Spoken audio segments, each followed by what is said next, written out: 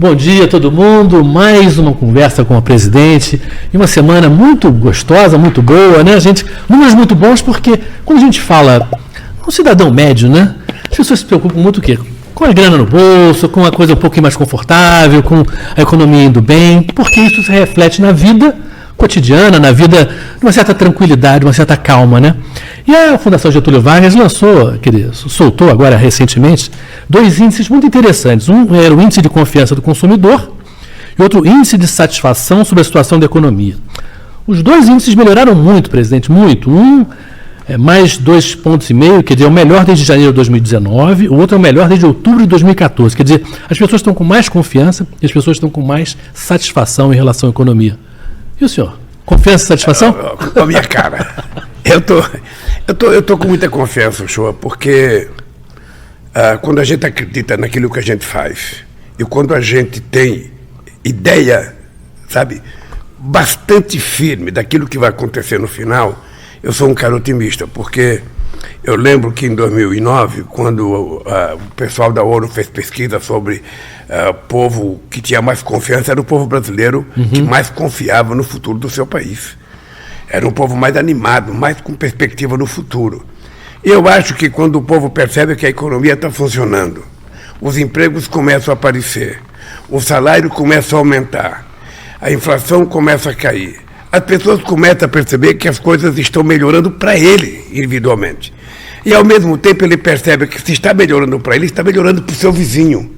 E aí as coisas começam a ficar melhor, as pessoas começam a falar, a se cumprimentarem, a falar bom dia. É o otimismo. A falar bom dia no elevador. Né? As pessoas não entram no elevador mais azedo, que aquela cara emburrada, as pessoas falam bom dia. Foi na feira hoje, você viu o preço da carne, você viu o preço da verdura.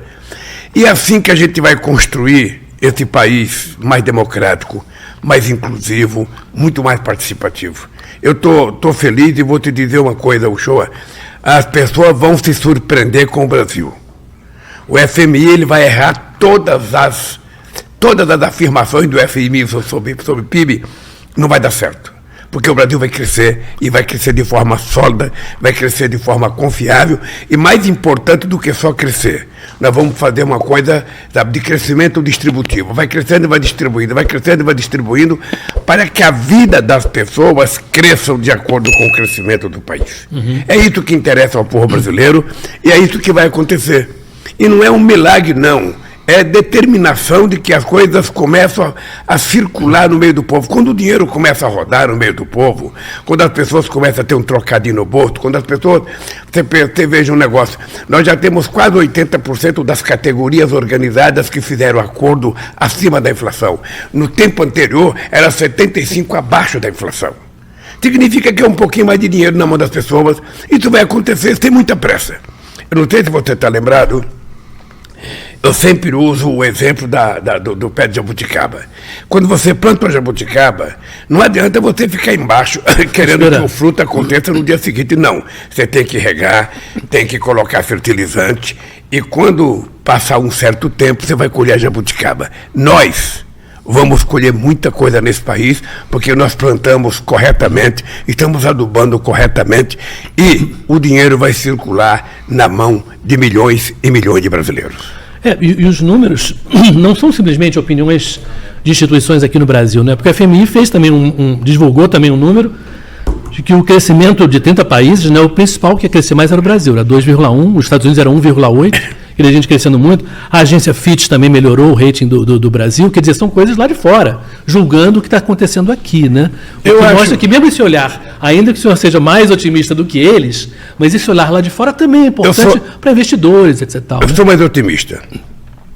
Eu estava em Hiroshima e nós fomos num jantar oferecido pelo primeiro-ministro japonês. E lá eu encontrei com a diretora-geral do FMI. Eu falei para ela, ó, você vai se surpreender com o Brasil. É bom vocês não ficarem citando o número do Brasil, porque vocês vão se surpreender, o Brasil vai crescer mais do que a previsão do FMI. Isso vai acontecer. E tem gente que fala que o Lula tem sorte, porque o Lula tem sorte, porque não tem das contas. Então, gente, se é por causa de sorte, me elejam sempre, porque esse país precisa de sorte. Sabe, quem é que é um goleiro que não tem a sorte?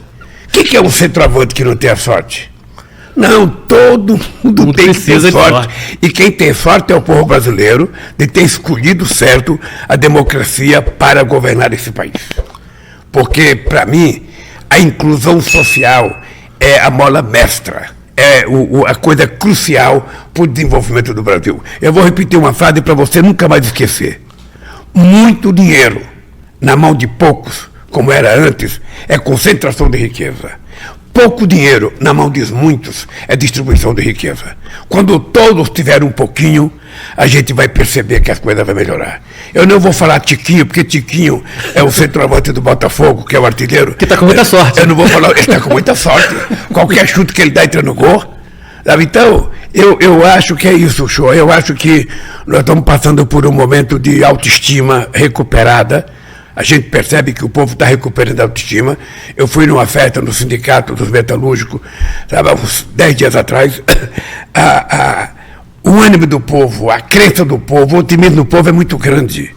Sabe, nós estamos acabando com aquele baixo astral, aquela coisa azeda, que ninguém gosta de ninguém, ninguém ri, ninguém... Sabe, não, isso tem que acabar, gente, tem que acabar. Você, por acaso, algum dia brigou com seus parentes? Você brigou com o pai brigou com você brigou com a sua tia brigou...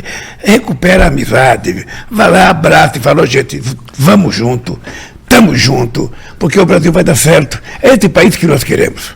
O país do ódio, o país do horror, o país da mentira, acabou. E acabou de verdade, porque o povo brasileiro quer que acabe. Apenas alguns querem continuar, que continue, mas vão quebrar a cara. Porque o povo brasileiro está cansado. Ele está cansado de tanta mentira, de tanto engodo, de tanto ódio, de tanta brutalidade, de tanta ofensa. A gente quer apenas isso, trabalhar, viver decentemente com a nossa família e cuidar do futuro dos nossos filhos. É isso que a gente quer. Esse espírito que você está falando, de certa maneira, tem a ver, e tem tudo a ver com política, né? Você acha que também a relação com o Congresso, a relação com os partidos, também está indo nessa direção? Quer dizer, quais são os próximos passos aí que você está tentando trazer, conversar com o pessoal dos republicanos, do PP? Talvez muitos políticos também queiram distender um pouquinho, acalmar um pouco os espíritos e fazer as coisas que o Brasil precisa? Ô Shoa, você é um dos jornalistas mais experientes desse país, mais extraordinário. Eu gostava muito de você, sabe, quando eu via você entrevistando alguém, falando de esporte. E você sabe que às vezes a imprensa contribui por bem ou contribui por mal. Por exemplo, no caso da Lava Jato, apenas voltar nesse assunto, como um grande setor da imprensa se deixou enganar pelo Moro e pelo Ministério Público, eles não têm coragem de reconhecer que se enganaram. Então eles vão continuar contando a mesma história com a maior disfarçatez do mundo. Não tem problema. Mas eu vejo o noticiário todo dia. E eu vejo que as pessoas falam que eu fiz, que eu não fiz. Às vezes as pessoas inventam conversa que não teve. E quando as pessoas não têm o que falar, as pessoas falam segundo fonte, segundo uma pessoa, sabe, ao redor do Lula, sabe, olha, se não tem informação, diga que não tem informação. Uhum. Veja, a minha relação com o Congresso é a melhor possível. E eu não vou fazer simplesmente a política dando que se recebe, como alguns pensam. Eu vou fazer um acordo político de governabilidade para esse país. Eu tenho que governar esse país até dia 31 de dezembro de 2026.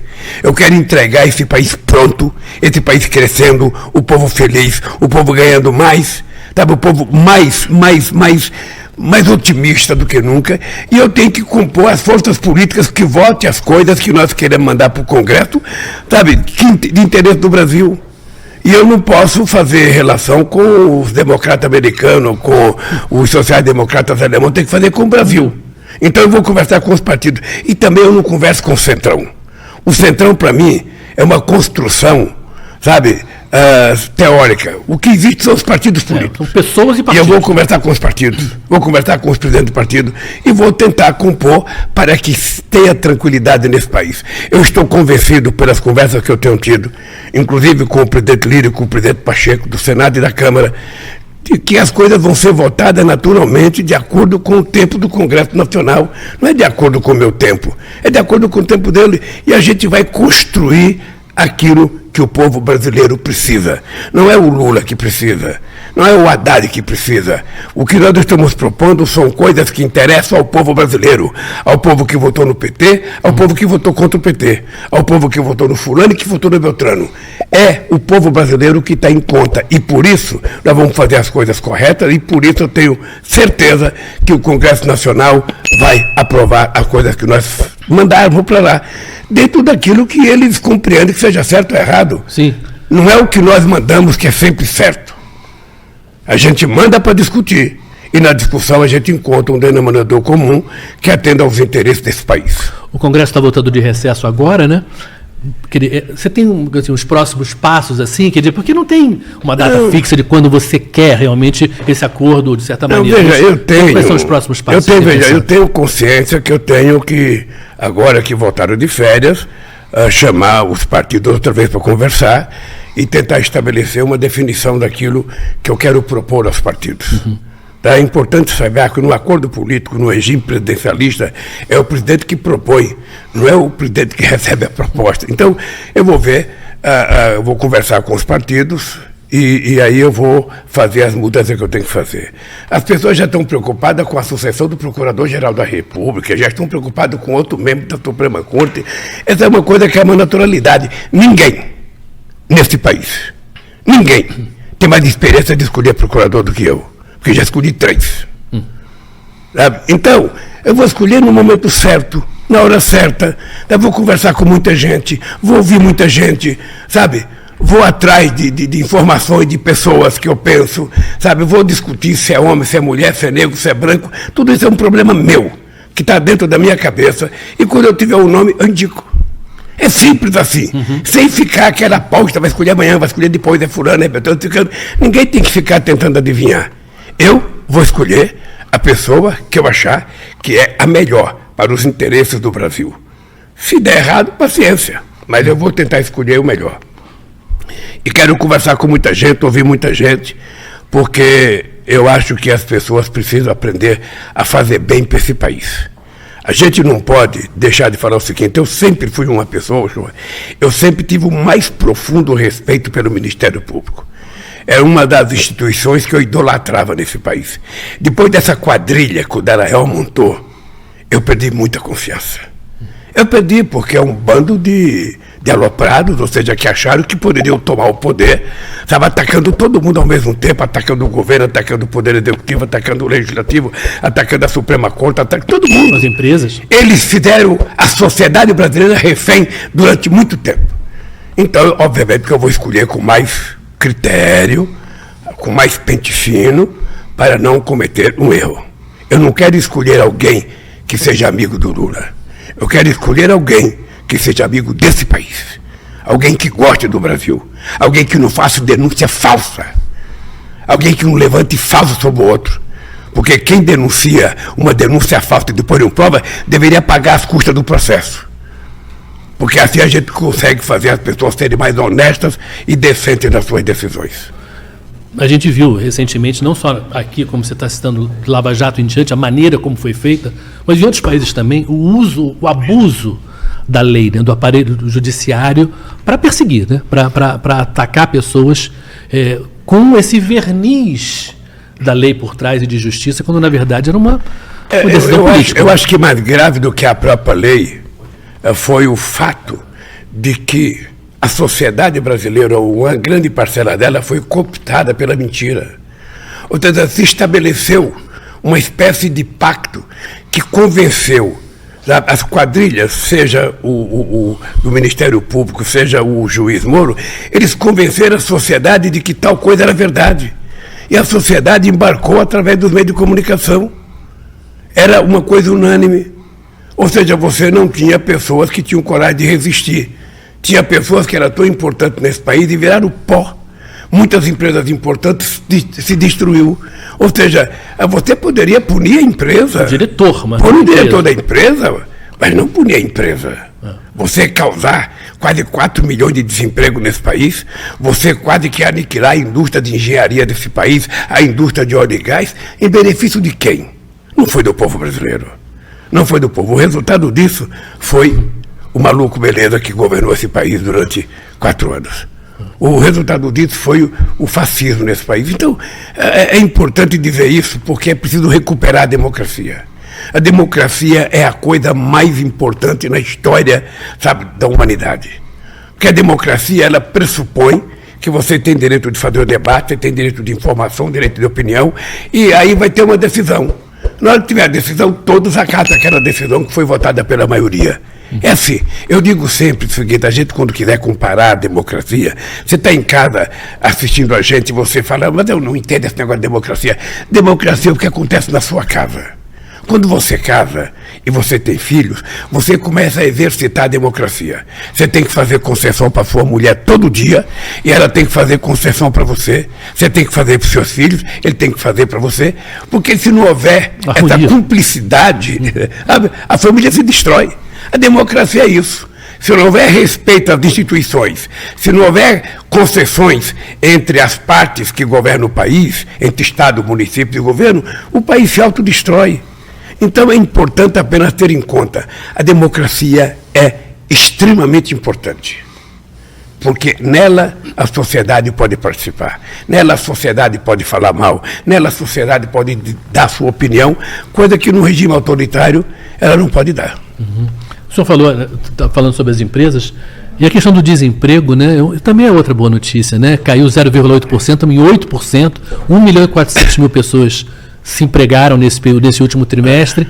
Quer dizer, e é uma preocupação, acho que talvez seja a maior preocupação sua, né? Essa questão das pessoas trabalhando, né? O show é porque, para mim, o emprego é a coisa mais extraordinária que pode acontecer na vida de um ser humano. O fato de você ter um emprego, você ir dormir toda noite com a certeza que você está trabalhando, que você vai passar o dia trabalhando e que no final do mês você vai receber um salário que vai permitir que você cuide da sua família, é a coisa mais sagrada. Ninguém quer viver de favor, as pessoas querem viver do seu salário. Por isso que o emprego é uma obsessão para mim.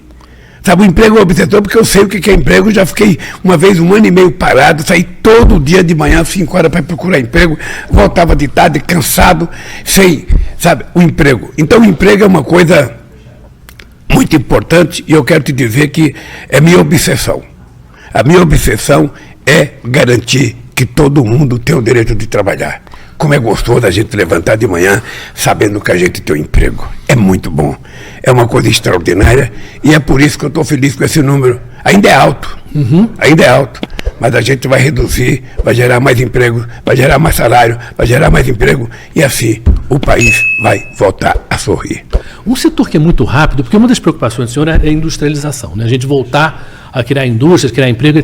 Agora, um setor que traz empregos muito rápido é turismo, né? E o turismo está com números muito bons, né?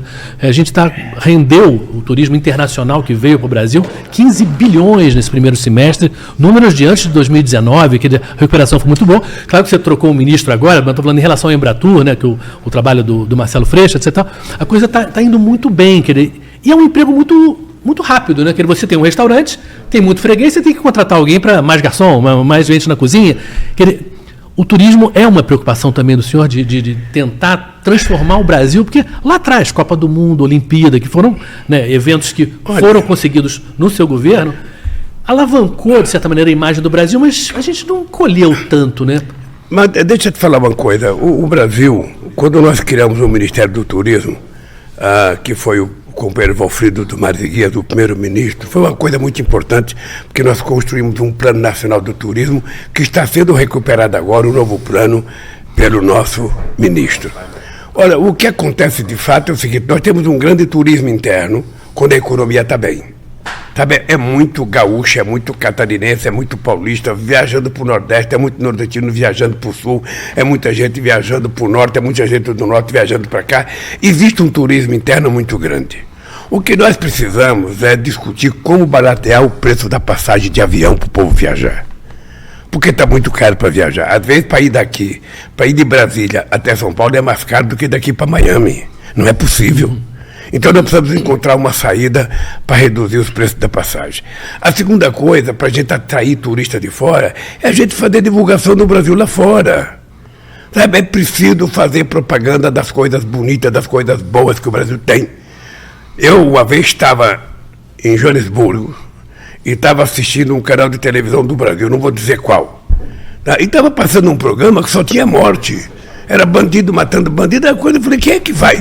Se o cara está com uma malinha pronta e está convencendo a noiva, nós vamos casar, meu amor, e vamos passar a lua de mel no Brasil. E aí ele vê um programa desse, ele corre para outro lugar.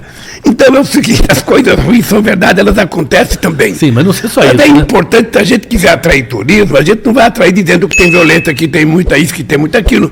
Você vai atrair dizendo que tem coisas boas para a pessoa visitar aqui, que esse país tem democracia, que esse país tem uma culinária extraordinária, esse país tem uma cultura extraordinária, esse país tem música excepcional, esse país tem museu, tem floresta, tem praia de monte.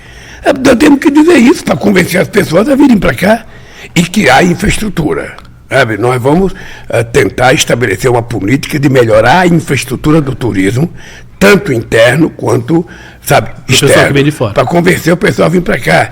Veja, a pessoa que vem para cá, muitas vezes ele sai de Lisboa ou sai de qualquer outro estado, ele vem para São Paulo para depois voltar para o restante do país. Não. É preciso que a gente tenha lugar para essas pessoas pararem. Quem quiser ir para a Amazônia, vai direto para a Amazônia e fica na Amazônia. Quem quiser vir para o Rio, vem direto para o Rio. Não tem sentido o cara ir a São Paulo para depois voltar para Manaus, o cara ir a São Paulo para depois voltar para Belém.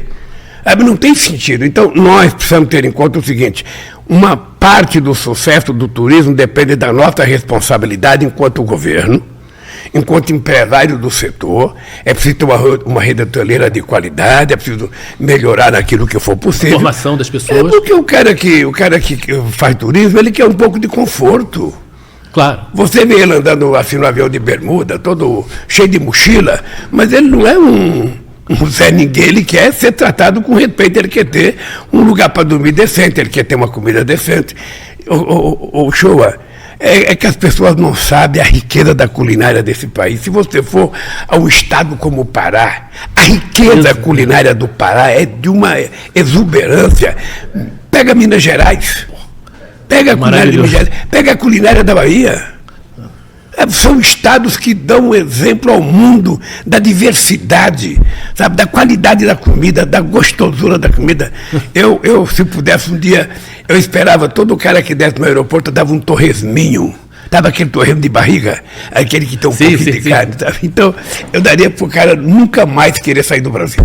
O senhor, quando viaja pelo Brasil, podendo, gosta de comer a comida local? Sempre a comida local. Uhum.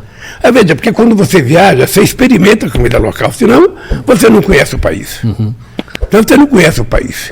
Sabe, mesmo fora eu gosto de comer, experimentar o que tem de especial em tal país. Eu já fui em restaurante popular na China, quando eu não era presidente. Você come muita coisa que você jamais imaginou comer. Eu fui ao México, eu comi grilo. Sério? Grilo frito. Eu jamais imaginei que tinha. Aí, de repente, o cara serve um pratinho com um monte de coisa lá, crocante, sabe? Não estava vivo, não estava cantando. Sabe? Eu jamais imaginei que alguém pudesse comer grilo. Sim. É como muita gente acha que, como é que você vai comer formiga, comer tanajura? Sim. Se você for para o Nordeste brasileiro, um lugar que eu mais tenho lembrança é de Campina Grande, é João Pessoa, você vai encontrar gente vendendo saquinho de tanajura como se fosse pipoca. Aí você come aquilo. Uhum. Um paulista, um gaúcho, sabe, talvez não goste, tenha nojo daquilo, mas nós... Sim, mas quem prova, o gosto é bom. Uma vez eu, no avião, eu comprei tripa de porco. Tem gente que ninguém sabia. Tinha um monte de gente no avião. A tripa de porco é extraordinária para você comer. Sim. Extraordinária. Quando ela está fritinha, você passa na farinha e come. Mas aí eu dei para todo mundo gostou. Aí quando eu falei que era tripa de porco, todo mundo achou horroroso. Estava comendo tripa de porco. Mas, então, o Brasil é isso. O Brasil é muito diverso. As pessoas precisam conhecer o Brasil. Eu acho que aqui internamente, eu falei com o ministro, ele vai apresentar um programa, ele vai tomar posse ainda oficialmente agora, e o que eu quero é que a gente apresente um programa para facilitar a viagem de aposentado, a viagem de trabalhadores, a viagem de empregada doméstica. Nós temos que baratear para as pessoas poderem viajar. Porque é isso que dá uma dimensão, sabe, de soberania, de nação ao nosso povo. É conhecer o nosso país. E os números já melhoraram. Até esse número, por exemplo, de 43 milhões de pessoas aqui no Brasil viajaram no primeiro semestre. 15% a mais do que no ano passado. Junho também foi extraordinário, foi um mês muito bom. Quer dizer, ainda com preços ainda altos, as pessoas estão voltando a viajar e conhecer o Brasil. Todo mundo gosta de viajar, o show. Todo mundo gosta. Se todo mundo pudesse, o Stuquinha, por exemplo, quem é o Stuquinha? O Stuquinha trabalha comigo. Se ele puder, todo sábado ele vai, todo sábado ele vai aí, sabe, ver a lua. Ele gosta de ver estrela. Ele gosta de ficar fotografando estrela. Aonde tiver uma estrela, ele para. Tem hora que ele até quase manda parar o avião para ele fotografar a estrela. Sim. Mas então nós vamos fazer do turismo, eu diria, uma experiência aprimorada daquilo que nós já fizemos. Motivar muito o turismo interno. E nós precisamos brigar muito. Eu brigo com o Pimenta, não sei se você sabe, muito, porque eu acho que um país do tamanho do Brasil tem que ter uma TV internacional. Não é possível que a gente viaje o mundo, você não vê uma notícia do Brasil. Se você quiser ver uma notícia do Brasil, você vê pela Telesur, que é o canal da Venezuela. Sim. E um país do tamanho do Brasil que poderia mostrar a nossa diversidade, o que é o Pantanal, o que é... As praias do Nordeste. As praias do Nordeste. Foz do Iguaçu, na Amazônia, meu Deus, Rio de Janeiro. Pode mostrar tudo o que você quiser, então por que a gente não tem um canal? Eu já tentei da outra vez. A gente vai fazer. Não deu certo. Eu até tentei fazer um convênio com Portugal. Utilizar a TV portuguesa para a gente ter uma sociedade nela. Não mandou, mas eu acho que agora o companheiro Pimenta vai fazer um esforço especial e, se Deus quiser, a gente vai ter. É para mostrar a cara do Brasil lá fora. Não é para mostrar debate político, não é para mostrar o governo, não é para mostrar o Congresso. É para mostrar simplesmente o Brasil. Só isso. Mostra o Brasil como ele é. Despido, para as pessoas saberem o que significa os lençóis maranhenses. Extraordinário. O que significa o Delta da Parnaíba. Sabe? É muita coisa, né? Então tem coisas maravilhosas. Mesmo, sabe, na cidade, o que significa também a gastronomia em São Paulo, a diversidade. São Paulo é porque demais. São Paulo não tem uma comida paulista muito forte, é só o tutu. Tem do Brasil inteiro, né? Do mundo inteiro, na verdade, né, em São Paulo. Você come comida do mundo inteiro em São Paulo, né? Do mundo inteiro. Nós temos o Virada Paulista. Sim. Sabe, o Virada Paulista. O Bauru. Mas o problema de São Paulo é que São Paulo tem comida do mundo inteiro. Se você quiser comer chinês, se quiser comer francês, se quiser comer, sabe, indiana, se você quiser comer, sabe, do Afeganistão, você encontra em São Paulo. Então as pessoas precisam conhecer a atividade cultural de São Paulo, porque é uma coisa que muita gente não conhece. Então, eu acho que o Brasil precisa se mostrar ao mundo. O Brasil não é truculento. O Brasil é feliz. O Brasil é alegre. O Brasil é o único país do mundo que o povo conta piada sobre a sua própria desgraça. É verdade. O país é o único país do mundo que o cara faz samba do seu sofrimento, gente. É extraordinário. E só nós que não valorizamos isso, só nós que nos achamos pequenos. Então eu estou assim, eu estou vivendo essa fase extraordinária. Eu adoro quando eu vejo na televisão alguém falar, o Lula tem sorte. Então é o seguinte, eu tenho muita sorte mesmo. Tenho muita sorte, e mais sorte vai ter o Brasil, de ter um cara com sorte governando esse país. Sabe, quem quiser urucubuca, quem quiser urucubaca, quem quiser, não é com Lula. Agora, se a pessoa quiser otimismo, se a pessoa quiser acreditar, ontem eu recebi a meninada premiada com medalha de ouro, teve um que foi o campeão de medalha de matemática, né? Internacional, cara. Você sabe o que nós vamos fazer? Nós vamos ao Rio de Janeiro anunciar uma faculdade de matemática, pegar esses gênios que passaram nas Olimpíadas e deixar eles numa faculdade só para aprender matemática. Pegar esses gênios e dar a eles a oportunidade de virarem gênios de verdade. Mais ainda. Nós estamos com muitos planos, viu? Nós estamos com muito plano. As pessoas vão perceber o que vai acontecer nesse país. Esse país, ele vai dar uma guinada. Eu quero que esse país volte a brincar, volte a sorrir. As pessoas não têm que brigar no trânsito. Você saiu no trânsito, tem, sabe, um congestionamento, você já fica xingando o cara que está na frente. Ora, você tem que ter paciência, cara. Relaxe. Presidente, sabe? A gente está tendo o privilégio dessa conversa já há algumas semanas já, mas a gente teve uma ideia, o Stuque teve uma ideia de trazer mais gente para essa conversa, né? Porque tem gente pelo Brasil, eu já estou viajando pelo aeroporto, E as pessoas falam, poxa, você gostaria de perguntar uma coisa para o presidente, gostaria de falar uma coisinha com ele. E a gente realmente, poxa, por quê? Vamos abrir para todo mundo também poder participar de vários lugares do Brasil. A gente tem uma pergunta hoje, é a primeira vez, e a gente pretende fazer isso em outros programas também, de ter uma pessoa perguntando para o senhor diretamente um assunto. A gente vai ver daqui a pouquinho. Vamos ver? O povo quer saber. Eu queria saber sobre as escolas, aquelas do tempo integral. Se elas vão continuar ou se vai ampliar mais escolas para nossas crianças, tá? Porque eu tenho 3 filhos e eu preciso sim dessas escolas do tempo integral, tá bom? Obrigada. Espero que eu vou poder responder na minha pergunta. Tchau.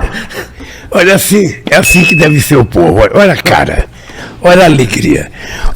Eu não sei se a companheira assistiu ontem, mas ontem nós fizemos o lançamento da escola em tempo integral. Nós vamos investir 4 bilhões de reais, sabe, nesse momento.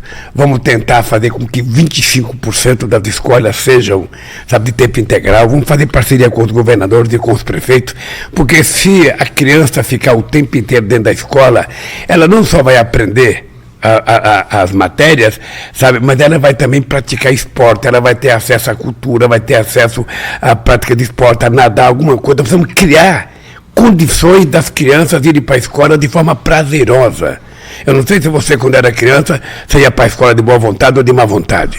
Porque uma criança está para a escola, chega na escola, tranca-se dentro de uma sala, sabe, fica o tempo inteiro de cabeça, sabe, não tem sentido. Então é preciso que a criança levante de manhã e fale, mãe, pai, eu quero ir para a escola, eu quero ir para a escola. Seja um prazer, sabe? né? Você sabe que quando nós criamos as Olimpíadas da Matemática, uma grande novidade é que a molecada queria ir para a escola de domingo para aprender matemática. Porque a gente tinha dado um computador para as crianças. O que essa menina, essa moça, sabe, está falando, essa cara que nós queremos do povo brasileiro. É que as coisas aconteçam de acordo com as necessidades da sociedade. A escola de tempo integral é uma realidade.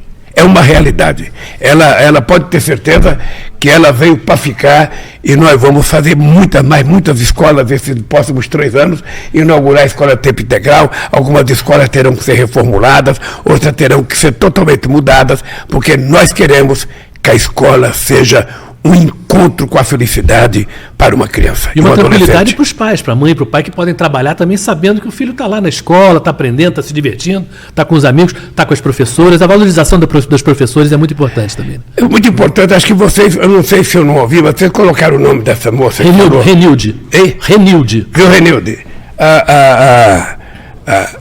O que nós queremos, na verdade, é o seguinte: não é possível você querer que um professor dê uma aula boa se ele está dentro de casa com necessidade porque ele ganha mal ou recebe mal, ou está com salário atrasado. É preciso que a gente tenha uma combinação de que o professor tem que ganhar um salário bom, é o professor que cuida do nosso filho, que educa os nossos filhos. Então, se você pagar um salário, você pode cobrar dele. O professor tem que entender e olhar o menino como se fosse seu próprio filho, cuidar com carinho, com amor. Às vezes não se preocupar apenas com a matéria, mas se preocupar, às vezes, se a criança tem algum problema, sabe, que não permite que ele vá bem. Sabe? Então, é esse cuidado, é mudar um pouco o comportamento da escola com o aluno. Por isso é que a gente acha que a comunidade tem que participar mais da escola. A comunidade tem que participar. O pai e a mãe têm que saber o que está acontecendo na escola, qual é a qualidade da refeição na escola, qual é a qualidade do lazer que as crianças têm. Porque esse mundo do futuro que nós queremos deixar, sabe, ele tem que ser bem adubado, bem plantado, bem regado, para que as pessoas possam saber que vão colher. E a escola de tempo integral é efetivamente uma coisa que vai mudar a vida de novas gerações nesse país. E voltar à qualidade. Eu estudei em escola pública numa época que realmente a escola pública ainda era muito boa, né? Depois foi piorando, e foi empurrando a classe média para a escola particular, né? Mas esse é o problema. Toda vez que a gente tentar universalizar um programa qualquer, você tem que saber, se você tem uma coisa que atende 10 e tem uma boa qualidade, se você aumenta para 20, ou você aumenta o recurso ou cai a qualidade. Sim. Se você aumenta para 1.000, então, quando se universalizou o ensino fundamental nesse país, ou seja, não se cuidou de colocar mais dinheiro para a educação, para que a gente pudesse construir coisas como foi construído em São Paulo, o CELS, que a Marta fez. Sim. Em que a criança entrava numa escola, tinha piscina, tinha quadra, tinha teatro, tinha computador. Então aquilo para a criança era um paraíso. Ir para a escola era uma coisa fantástica para a criança, não era uma tortura. Diferente da minha infância, que eu ainda sou do tempo da palmatória. Sério? Você tomou? Palmatória regada na cabeça. Régua. Aquela régua de 1 metro. Fez de madeira? Qualquer brincadeira que a gente fazia, tomava uma reguada na cabeça, a gente ficava... Então, como a gente evoluiu muito, a sociedade evoluiu. Então, cuidar da criança na escola, tornar a escola prazerosa é a nossa obrigação, a obrigação do Estado, governo federal, governo estadual, governo municipal, os professores e a própria família que mora na comunidade. O que nós precisamos é parar com a mania de achar que a responsabilidade é só de alguém. A responsabilidade pode ser mais de alguém, mas ela é também de todos nós. Sim, os pais qual é a participação que eu tenho? Você que é pai, você já foi na escola do seu filho? Você já sabe qual é a qualidade da escola? Você já conversou com os professores? Você sabe o que ele almoça? Se você não faz isso, meu caro, você não sabe a situação que seu filho está vivendo. Então é importante acompanhar. Sabe? Tem uma propaganda que diz o seguinte, do Duda Mendonça, sim, nosso saudoso Duda Mendonça, ser pai não é só participar, não é só ser pai, é importante participar. Me lembro. Então, a gente tem que participar da vida da comunidade da gente. Sabe, a escola é o lugar mais importante na comunidade. É lá que a gente vai dizer o que uma criança pode ser. Se ela será, sabe, uma criança que vai ser um gênio, sabe, quantos gênios a gente pode ter nesse país, quantas pessoas importantes podem ter formadas, pessoas que estão viajando para fora porque não tem oportunidade aqui dentro. Nós vamos garantir as oportunidades aqui dentro. Nós vamos formar os nossos gênios aqui. Então, eu só queria dizer, tenha certeza absoluta que quando chegar dezembro de 2026, eu quero conversar com vocês e vocês vão ter orgulho do país que vocês estarão recebendo. Presidente, para encerrar, né, essa conversa aí de hoje, a gente também, uma das boas notícias é que está nos prevendo um recorde de produção de carne no Brasil. 30 milhões de toneladas vão chegar de produção de carne no Brasil, um recorde incrível. A picanha vai ficar mais barata, mais gorda, né? Não, você falou em carne. O Brasil já é há muito tempo o primeiro produtor de proteína animal do planeta.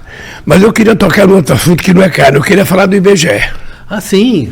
Eu pensei que você ia me perguntar, você não me perguntou, então vamos eu mesmo vou me perguntar.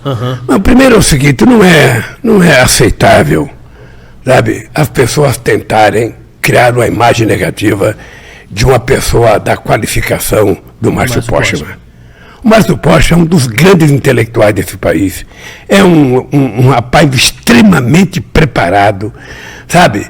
E esse rapaz, eu escolhi ele porque eu confio na capacidade intelectual dele. Ele é um pesquisador exímio.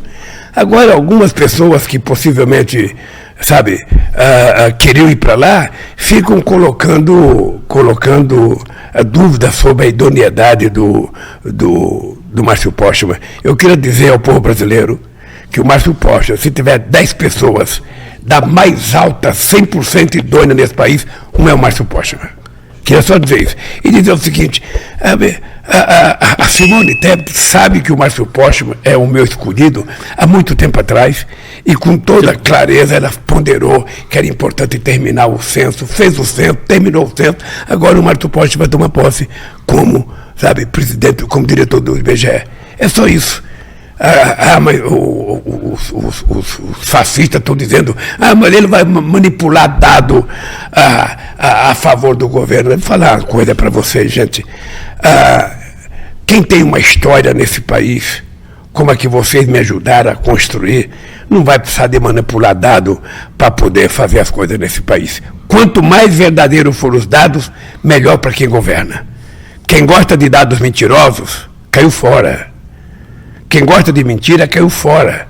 Quem gosta de fake news, caiu fora. O que nós queremos são os dados do jeito que eles estão, como foi apurado com a maior clareza e a maior realidade. Por isso, eu quero dizer para você, Uchoa, o Márcio Postman é um homem 100% íntegro. E pensar diferente não é um problema. Você vê, a Simone Tebet tem uma cabeça, o Haddad tem outra cabeça, e os dois estão funcionando muito bem juntos. Quer dizer, não tem por que o Márcio Postman não se inserir nessa conversa de uma maneira... E depois é o seguinte, ele é um técnico qualificado, que tem consciência política desse país, altamente respeitado intelectualmente. Ou seja, bom, qualquer pessoa que eu indicasse ia levantar a coisa. E eu quero só te dizer o seguinte, que a Simone não tem nada a ver com isso. A Simone é uma das coisas boas que aconteceu no meu governo. Ela é de muita qualidade, de muita seriedade e de muito compromisso com esse país. Portanto, se alguém tentaram até inventar briga, porque o Lula passou por cima da Simone, o Lula atropelou. Primeiro, o presidente nunca atropela. O presidente faz o que tem que fazer. Mas eu não atropelaria porque não é o meu jeito de fazer política. Eu converso uma vez, 2 vezes, 3 vezes, 4 vezes, quantas vezes for necessário para fazer as coisas e fazer bem certa de acordo com o conjunto das pessoas que trabalham comigo. E todo mundo sabe que eu penso assim. Eu não tenho política pessoal do Lula ou de ministro. A política é toda do governo. A política é toda do governo. Nós produzimos a política junta, nós anunciamos a política junta e nós fazemos ela juntos. É isso que vai acontecer. Por isso eu queria que o povo brasileiro se preparasse. Dia 11, nós vamos ao Rio de Janeiro lançar o PAC. Agora, antes do PAC, nós vamos a Belém fazer o grande encontro, o primeiro encontro que vai reunir os 8 chefes de Estado da América do Sul que tem floresta amazônica, mais os 2 Congos, que tem grande floresta na África, e mais um primeiro-ministro, o ministro da Indonésia que vem, porque é o país que tem mais floresta na região asiática. Então, nós vamos fazer esse encontro para começar a elaborar uma proposta para a COP28, que será no final do ano nos Emirados Árabes. Vai participar muita gente, não é uma coisa só de governo, vai ter um encontro popular, mais de 5.000 pessoas estão participando, de tudo quanto é jeito, do movimento popular, de intelectuais, de cientistas, de pesquisadores, de ambientalistas, ou seja, é todo mundo dando palpite, para que depois a gente construa uma coisa que seja sólida para apresentar ao mundo. Nós vamos cuidar do nosso planeta. Esta é a mensagem. Nós vamos cuidar do nosso planeta. Quem não acredita que as coisas estão ficando feias, é só acompanhar o que está acontecendo no mundo. Chove muito aonde não chovia, faz seca demais aonde não fazia, faz calor demais onde só fazia frio, faz frio demais onde fazia calor, ou seja, nós somos, enquanto seres humanos, a única espécie capaz de destruir o habitat que a gente mora. Então, como eu não quero destruir, porque eu já disse que eu quero viver 120 anos, eu vou tratar de cuidar do planeta Terra junto com vocês. E nós vamos estar junto com o presidente na terça-feira que vem, lá de Belém, no Pará, exatamente nessa cúpula da Amazônia, que a gente espera que traga um resultado muito bom para o Brasil, para o planeta todo de uma maneira geral. Valeu, pessoal. Muito obrigado por nos assistir.